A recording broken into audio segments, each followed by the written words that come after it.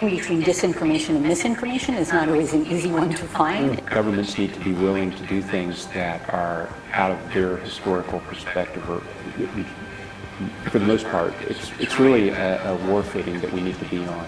It can happen quickly. A Marshall-type plan, I mean, they say that exactly, but a Marshall plan, they can go into effect and stimulate a change very quickly. The distrust relates to the health system more generally. A step up from the part of the government on enforcement actions against fake news.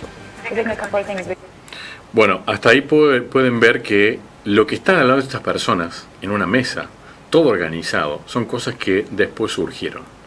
Y fíjense, uno de los temas, dicen, podemos hablar de un plan Marshall y vamos a tener que ver que los gobiernos tengan que obligar a la gente a hacer cosas que no están acostumbrados. Tenemos que luchar contra la fake news y esto hay que considerarlo todo antes de que empiece. Vamos a ir con el video, señor director. You have to consider, even before this began, the anti-vaccine movement was very strong, and this is something specifically through social media that has spread. Welcome to Event 201.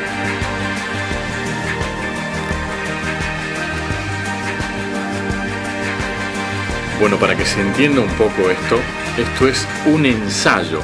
O sea, estos tipos hicieron una práctica. I'm Anita Cicero, Deputy Director of the Johns Hopkins Center for Health Security. And today I will be your Master of Ceremonies for Event 201. On behalf of our center and our partners, the World Economic Forum and the Bill and Melinda Gates Foundation. Bueno, ahí vemos los principales hacedores de este evento 201, ¿no? El World Economic Forum y la Fundación Bill and Melinda Gates. Y aparte de eso, detrás de Fundación Bill and Melinda Gates está Gavi Foundation, que es la fundación para las vacunas a nivel internacional. Estos son los hacedores, los principales, que organizaron este ensayo previo. O sea, se puede creer de que estos tipos han previsto todos y cada uno de los detalles, comunicaciones, informes de gobierno, acciones rápidas, consejo de sabios, consejos de ministros. Lo vamos a ver. Ahí sigue. The goal of the Event 201 exercise is to illustrate the potential consequences of a pandemic and the kinds of societal and economic challenges it would pose. Today's scenario is going to simulate meetings of a multi-stakeholder group called the Pandemic Emergency Board. This board has been urgently convened by the World Economic Forum, and Johns Hopkins has been asked to moderate the board meetings and provide expertise during the board's deliberations. The mission of the Pandemic Emergency Board is to provide recommendations to deal with the major global challenges arising in response to an unfolding pandemic. The board's recommendations are aimed at top decision makers in national governments, global business, and international organizations. The scenario you will be presented with this morning could easily become one shared reality one day. I fully expect that we will be confronted by a fast-moving, highly lethal pandemic of a respiratory pathogen. Fíjense que un detalle interesante de este señor que está detrás con el sello, ¿no?, del World Economic Forum es que cuando dice que puede suceder en el futuro, carraspea, hace así, se le atraganta la voz. Es un detalle porque se está revelando ahí un gesto que no se puede conscientemente tapar, que está revelando una gran mentira. O sea, ya lo tenían perfectamente estudiado. Vamos adelante con esto porque mucha gente no lo puede creer, pero alguien lo tiene que mostrar. And in healthy-looking pigs, months, perhaps years ago, a new coronavirus spread silently within herds. Gradually, farmers started getting sick. Infected people got a respiratory illness with symptoms ranging from mild flu-like signs to severe pneumonia. The sickest required intensive care, many died. At first, the spread was limited to those with close contacts, healthcare personnel, co-workers, and families. But now it's spreading rapidly throughout local communities. International travel has turned local epidemic into a pandemic spanning the globe. Just 3 months ago, CAPS started in South America, but has now reached several countries with more than 30,000 cases and nearly 2,000 deaths.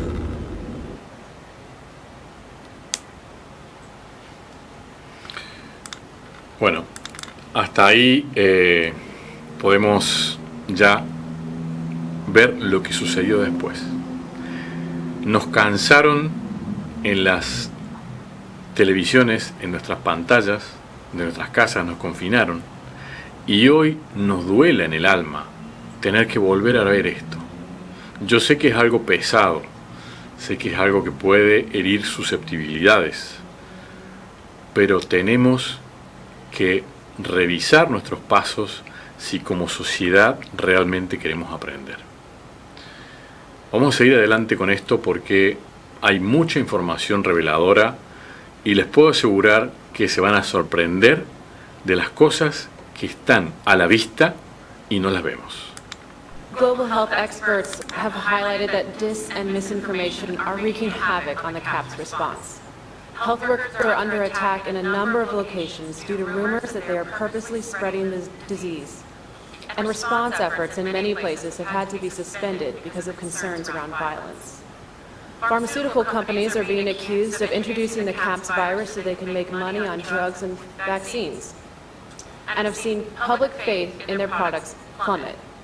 Unrest due to false rumors and divisive messaging is rising and is exacerbating spread of the disease as levels of trust fall and people stop cooperating with response efforts. This is a massive problem, one that threatens governments and trusted institutions. National governments are considering or have already implemented a range of interventions to combat misinformation. Some governments have taken control of national access to the internet. Others are censoring websites and social media content. And a small number have shut down internet access completely to prevent the spread of misinformation. Penalties have been put in place for spreading harmful falsehoods, including arrests.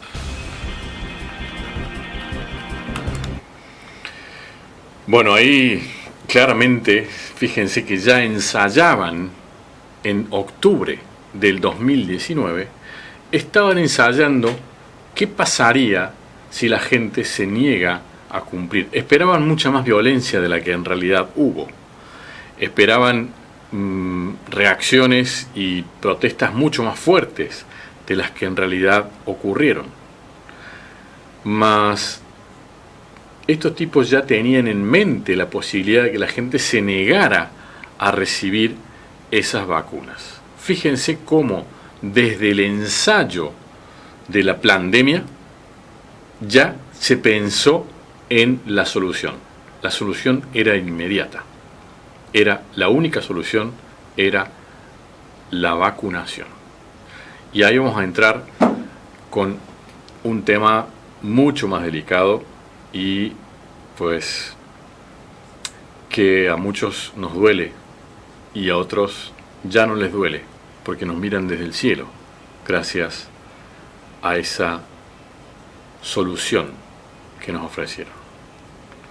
Seguimos con el informe.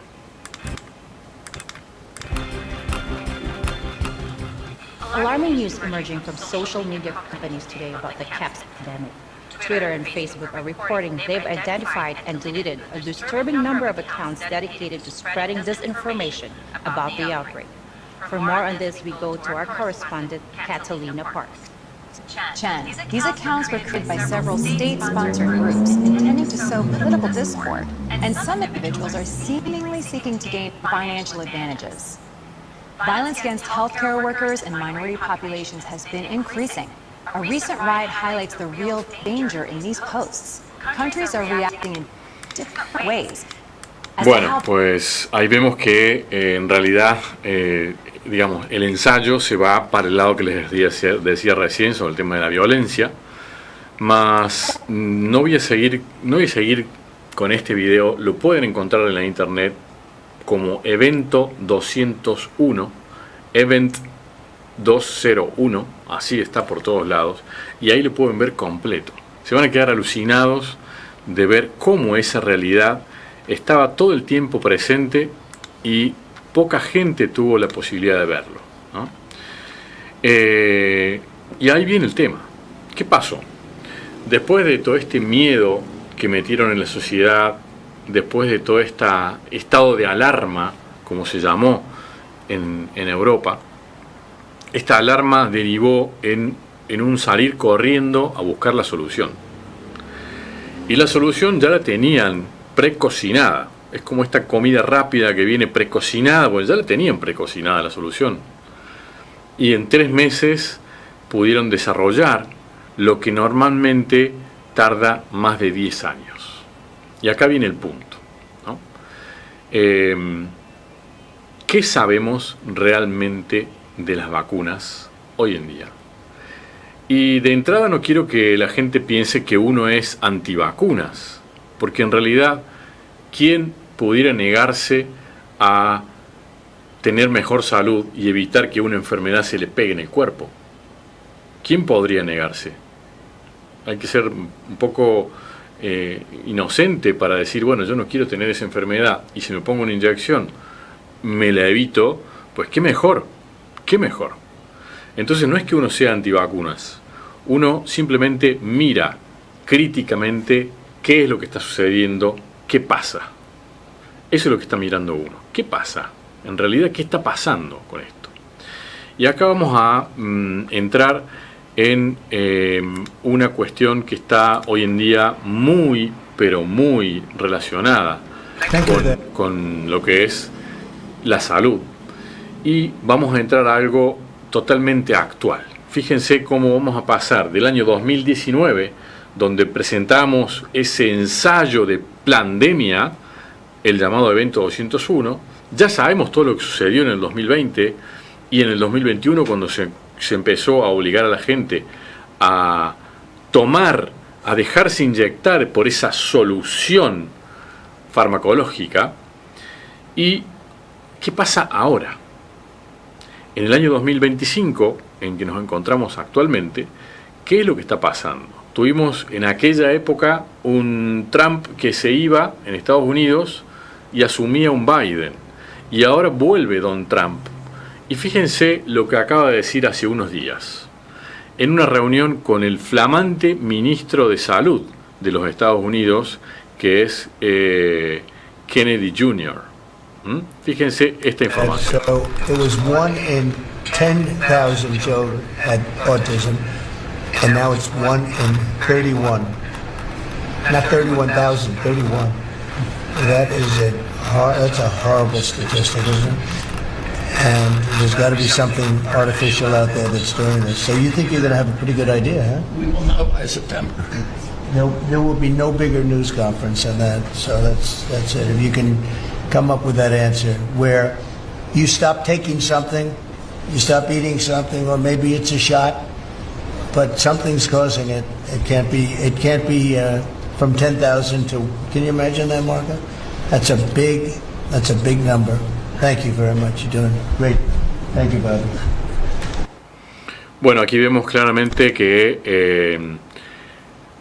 el propio Trump se asombra de los números y dice, ¿cómo puede ser esto? ¿Cómo puede ser que de cada 10.000 casos ahora tengamos 31? O sea, acá hay algo raro, algo está pasando. Y entonces convoca a todo su gabinete porque seriamente van a trabajar sobre esto. Vamos a ver qué tan seriamente, pero es lo que dice por lo menos. Y a mí lo que me llama la atención es que por lo menos pone en duda que algo relacionado con las vacunas puede ser lo que esté ocasionando este incremento bestial del autismo. Y entonces acá tenemos simplemente una información que estamos analizando desde una mirada. Y la mirada es la mirada crítica. La mirada que no se va a tragar todo lo que te digan, sino que lo va a analizar, lo va a pensar, lo va a cotejar con la información existente. Y vamos a ver cómo hasta el día de hoy las autoridades públicas internacionales y nacionales han impedido la posibilidad de hacer foros donde existan científicos, médicos y se pueda justamente cotejar la información. Esto está censurado, está bloqueado hasta el día de hoy. Vamos con otro de los videos, porque en este otro video también tenemos a otro médico que habla sobre qué puede suceder hoy en día con las vacunas.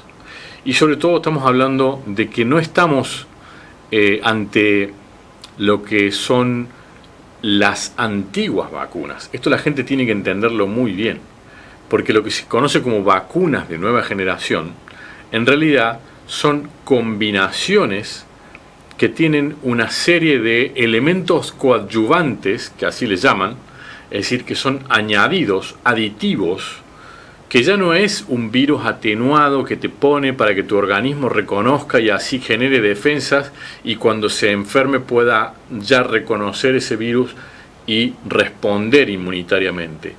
Ese es el antiguo concepto de vacunas. El nuevo concepto de vacunas ya está basado en un diseño genético. Y ahí es donde vamos. ¿Eso está realmente aprobado y estudiado? ¿Tiene evidencia científica para ser seguro? Esa es la pregunta. Vamos ahora a ver qué dicen los médicos, y esto que sepan que es información que está presentada en el Congreso de los Estados Unidos, porque ahí es donde se cocinó todo. Ustedes fíjense que lo que hicieron los países, como todos los países latinoamericanos, como incluso los europeos, fue fiarse de lo que decía la FDA americana y los CDC, los Centros de Control de Estados Unidos. En base a lo que ellos decían, todo el mundo actuaba.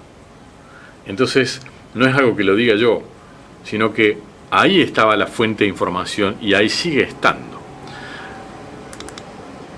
I'll start with you, Dr. McCullough. You want to weigh in on that?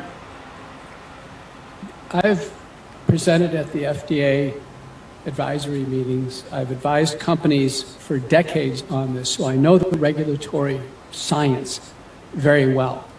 When a product definitely results in death, and there are thousands of peer-reviewed papers on this, Governor, the COVID vaccines in some people, sadly, result in death. Some on the very first day they take the shot. That must be a black box warning on the product immediately. I just checked the package inserts for the currently available products, the ones that Senator Blumenthal wants to pursue. Sounds like Governor wants to still pursue these. Our FDA still wants them to be administered. They still don't have the word death in the package insert. As of today, they don't. And so Americans are not fairly informed. Do you have any doubt in your mind that the COVID injection caused some deaths? I mean, what do you think of the, 38,607 right now listed on VAERS? What do you think the real number is? And do you have any science to back up your opinion? The best data are autopsies. So in the largest autopsy series published to date, I know because I'm the senior author, of all the deaths we examined, and we re-reviewed them. We had an adjudication committee. We had ways of arbitration, deciding on did the vaccine cause death. The answer is, of these cases that came in for autopsy after vaccination, 73.9% of individuals, it was determined that the vaccine was the cause of death. First author is Holscher and colleagues, who's sitting right behind me. And again, by FDA's own laws, that should be included on that.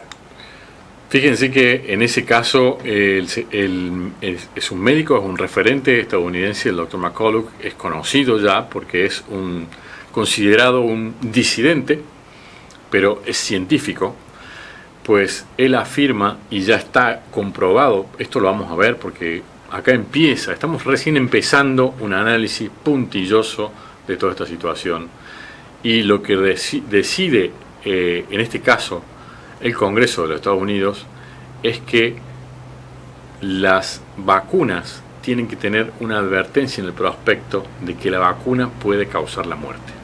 Es decir, esto que estamos viendo acá termina, ¿en qué termina? en que se obliga a los laboratorios a poner en sus prospectos médicos de que la vacuna puede causar la muerte. ¿Sabía usted esto? Bueno, pues esto tiene origen en esto. Seguimos con el video para que terminemos la idea. Carol Chesetta, working with the Daily Cloud, wrote Peter's Marks in the summer of 2023 and said, "Where's the black box warning? Where is it?" No word from Marks. Bueno, pues ahí evidentemente quedó en evidencia de que esa advertencia que se obligó a poner, los laboratorios nunca la pusieron. Y eso es una de las cuestiones que, bueno, pues marca una otra interrogante, ¿no? O sea que estos tipos sabían que podían causar la muerte y no dijeron nada.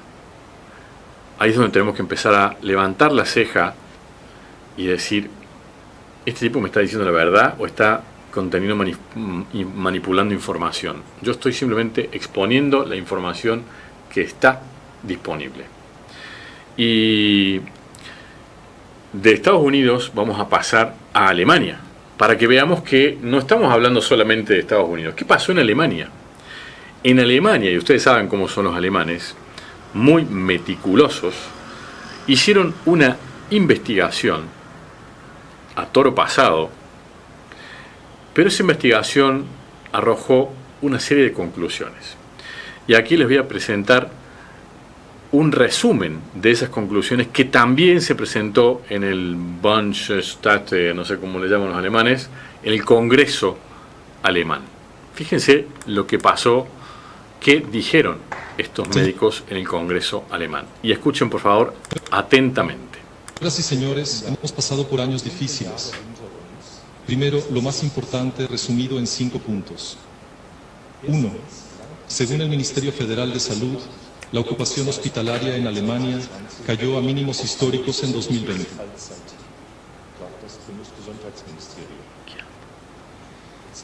2.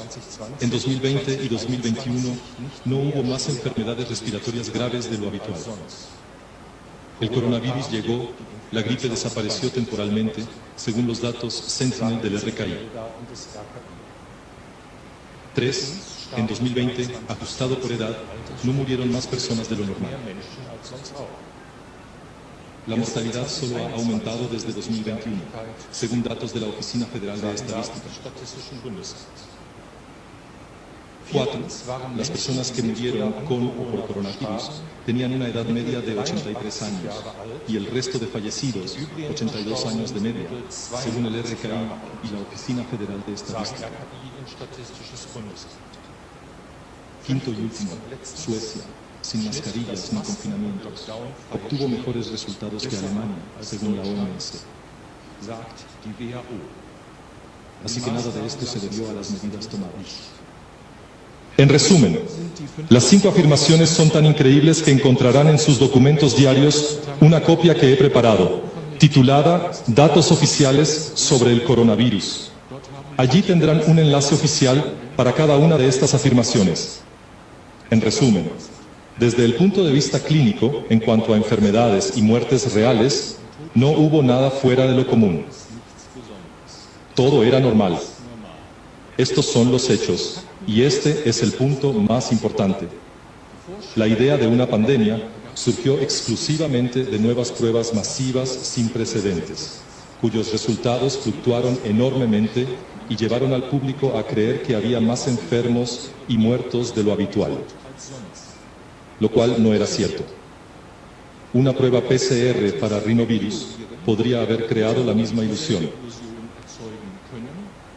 Y se podría hacer lo mismo ahora si se quisiera. ¿Cómo reaccionó la política ante esta situación clínica normal? Cerró guarderías, escuelas, tiendas, iglesias y negocios durante meses. Dejó que los ancianos... Bueno, pues ya sabemos lo que hizo la política, ya sabemos lo que hicieron los gobiernos, que fue lo mismo en todos lados. ¿Qué fue lo que hicieron? Ya lo vivimos, no hace falta que nos lo cuenten ni que lo volvamos a repetir. Lo interesante es que este informe del gobierno alemán determina de que nunca existió una pandemia. Lo que existió fue un índice de un virus medido por el PCR, que era esa prueba, y eso fue lo que generó toda una campaña mediática internacional. O sea, esto, ustedes se preguntarán, pero este tipo me está diciendo la verdad. Yo les estoy contando lo que está en los registros públicos del Congreso del Bundestag alemán. Y todo lo que les estoy mostrando acá es información verídica. Y no hay ningún sesgo, ni político, ni médico, ni científico. Simplemente estamos hablando desde el pensamiento crítico. Entonces, si los propios alemanes establecen en su informe de que no hubo pandemia, de que los casos aumentaron en muertes a partir de la vacunación, porque lo dicen claramente a partir de 2021, y lo que hubo fue una epidemia de PCR, que el PCR era el hisopado que te metía en la nariz, eso era el PCR. Entonces, ¿qué pasó? ¿Realmente nos comimos el verso? Pues yo creo que sí, hasta ahora yo estoy creyendo que sí. Ahora, esto no queda solamente en el informe que hicieron los alemanes. Vamos a ver que en Estados Unidos, donde estábamos viendo anteriormente, también hicieron un estudio de todo lo que pasó. Medidas, cuarentena, mascarillas, todo lo que fue el quédate en casa. Todo eso sirvió para algo. Y hay un informe del Congreso de los Estados Unidos publicado el 4 de diciembre de 2024, o sea, hace 6 meses atrás, 8 meses atrás, que no salió prácticamente en ningún medio. ¿Y a qué conclusiones llega este informe? Y vamos otra vez al video, señor director. Todo el discurso oficial del coronavirus era una farsa. Es la principal conclusión de un informe del Congreso de Estados Unidos que apunta a que el origen del virus fue político y que no había base científica ni para los confinamientos ni para las mascarillas. El estudio es fruto de una exhaustiva investigación de 2 años que una por una echa por tierra todas las consignas del gobierno. En primer lugar, que el origen de la pandemia no fue animal, sino artificial. El virus nació en un laboratorio de Wuhan dentro de los conocidos como experimentos de ganancia de función financiados por Estados Unidos y por China.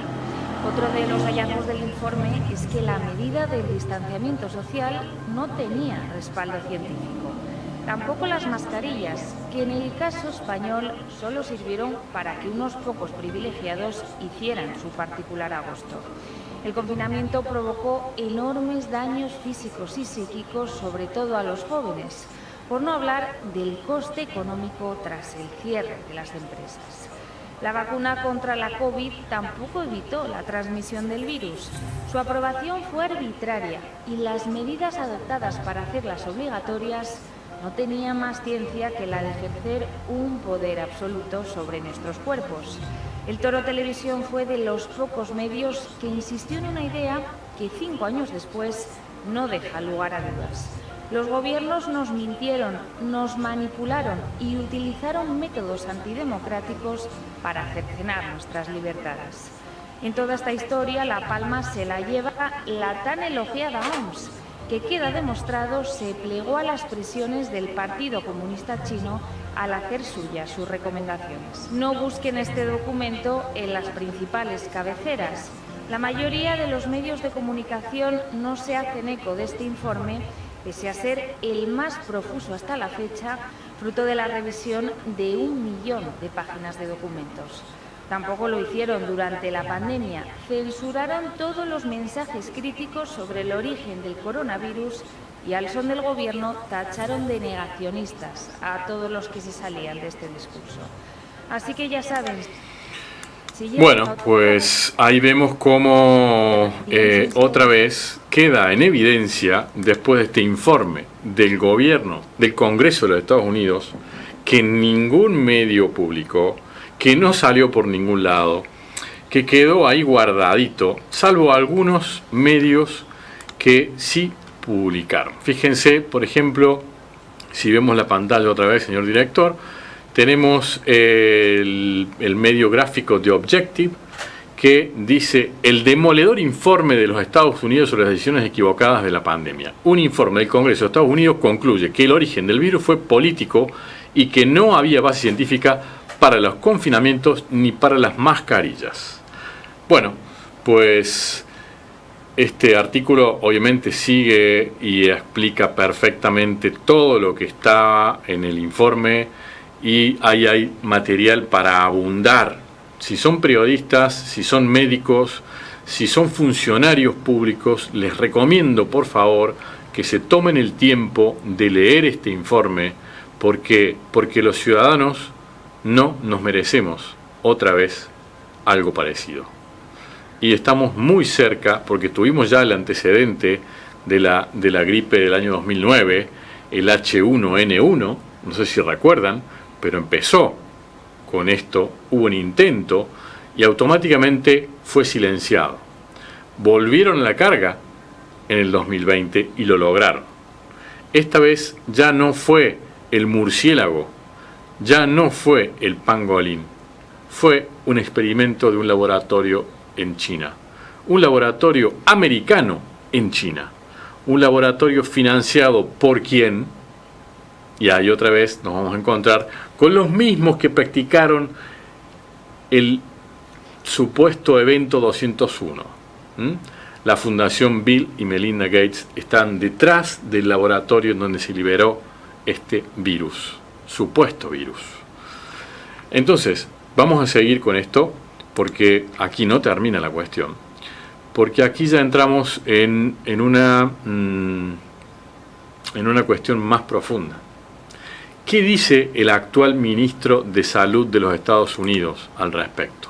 ¿Qué es lo que él afirma? When it came out, had a higher all-cause mortality, so more people died in the placebo group. I mean, more people died in the vaccine group than in the placebo group.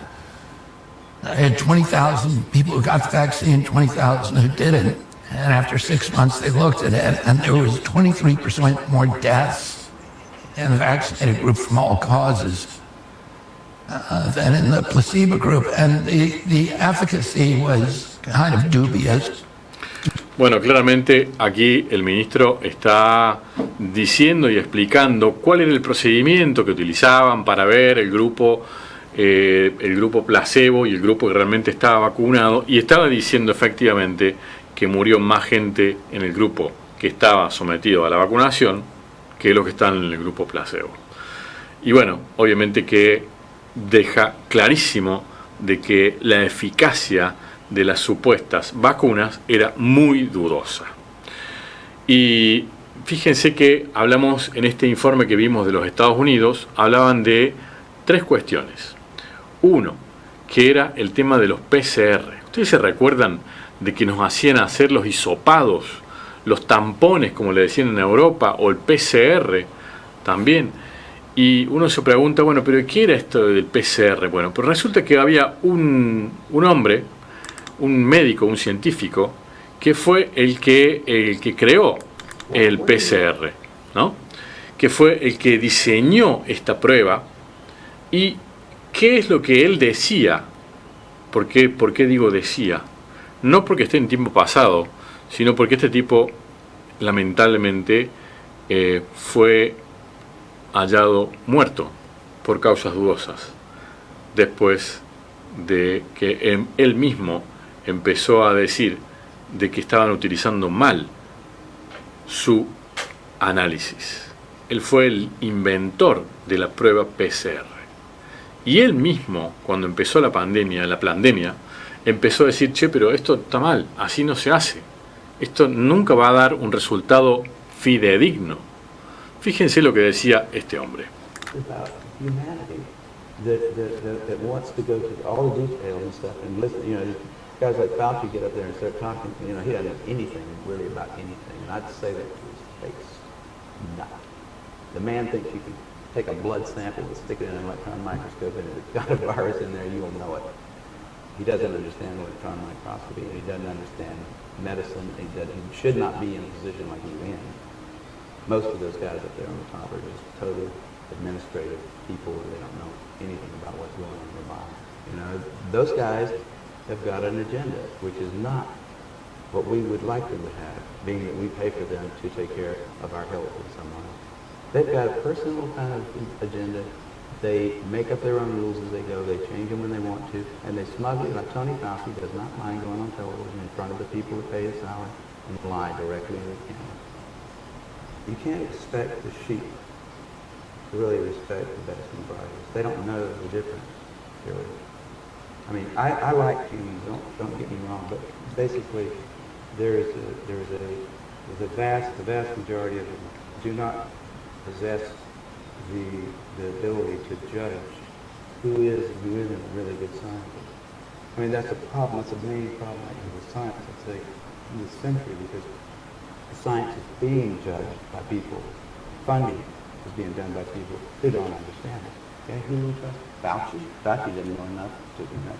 If Fauci wants to get on television with somebody who knows a little bit about this. Bueno, pues básicamente este señor, ahí expone cuál es su pensamiento sobre cómo opera la ciencia. Y habla, todo el tiempo hace referencia a Fauci. Fauci era el que manejaba la FDA y los CDC en Estados Unidos, y que fue el que aconsejaba todo el tiempo la vacunación de la gente. Y fue el que aconsejaba sobre todo las pruebas PCR. Y este señor, que era el inventor de las pruebas PCR, decía que de esa manera no se podía llegar a nada. Y también era uno de los que aconsejaba el tema de las medidas, como utilizar las mascarillas. Y acá vamos a otro punto, ¿no? ¿Cuál era el efecto mascarilla? Eso era bestial en la gente. El efecto mascarilla era que te quedabas sin oxígeno y tu cabeza no pensaba bien. Pero vamos a pasar por alto por eso, porque si no vamos a perder mucho tiempo en muchos detalles. Y vamos a seguir perfectamente alineados en la información oficial. ¿Qué dice la información oficial sobre, vuelvo al punto de la relación ya entre las vacunas y el autismo? Volvemos ahí porque hoy en día es un caso muy delicado y vemos que no ha terminado todavía ese caso. Y acá vamos a ver por qué sucede esto. ¿Se acuerdan que hace un ratito les hablaba de los elementos coadyuvantes que van incluidos en esas inyecciones? Bien, señor director, vamos acá con otro video y así van a entender mejor a qué hago referencia. El aluminio que ponemos en las vacunas es diferente al tipo de aluminio que vemos en el medio ambiente. Esto se llama una nanopartícula, y las nanopartículas se unen muy fuertemente a los antígenos bacterianos, virales, de proteínas alimentarias y cualquier otro contaminante que pueda estar en las vacunas. Y sabemos que las propiedades bioquímicas de las nanopartículas es que son capaces de entrar en el cerebro. Y entonces no hemos evaluado la seguridad de la nanopartícula de aluminio y su inyección, y a dónde va cuando ingresa al cuerpo y si llega al cerebro. ¿Los ingredientes de las vacunas pertenecen al cerebro? No.